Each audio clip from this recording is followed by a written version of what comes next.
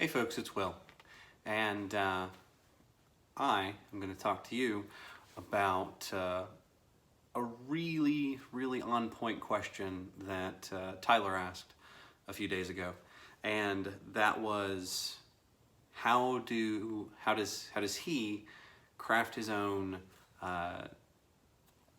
fiction in the DR world? Speaking specifically about his like LARP characters and how they interact.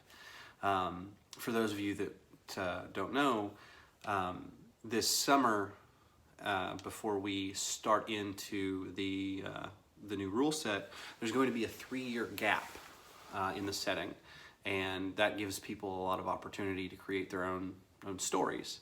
And he wanted to know how to do that in a thoughtful and accurate way. So I came up with a handful of quick notes to help you and help him. Well, I already told them all to him, but now I'm sharing them with you. So to start, in Dystopia Rising, there's no magic. The supernatural doesn't exist. Now, there might be ghost stories or stuff that feels like it's got the supernatural involved, but at the core of it, no such thing in Dystopia Rising. It's all based on pseudoscience, and that pseudoscience is consistent internally in the setting. There's ridiculous devices that these mad scientists or grave robber types have gotten to work. But it's not necessarily something that will work in the real world.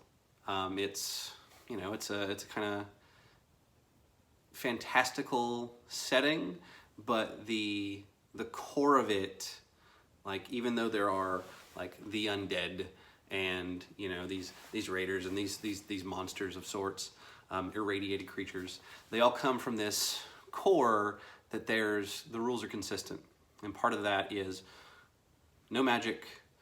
No supernatural. Now, however, you do have psionics and faith-based powers, but those are all tied into that pseudoscience stuff that runs through the setting. Now, in addition to that, there's no like crazy future tech. There's no, and if there's anything that is modern that has a circuit board, it doesn't work anymore. Like, you might have the circuit board, you might be a digitarian, and you've got a bunch of old dead props, basically. But, there's a lot of that doesn't function. So that's one aspect of it. Additionally, when you're creating your stories for yourself, I would encourage you to reach out to your local story teams. If that is, if you're in Oklahoma, feel free to reach out to us. If you are at one of the other games, reach out to them. Avoid using like Canon NPCs from the book or the books previously, because those are reserved for when we tell our big cross event stories, like a Death Con, an Uprise, an Equinox, or whatever we happen to be calling them.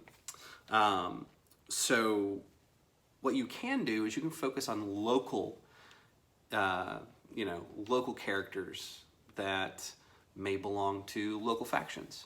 That gives you the power to say, hey, Will, this is the story I want to tell. Is it okay if I have this happen?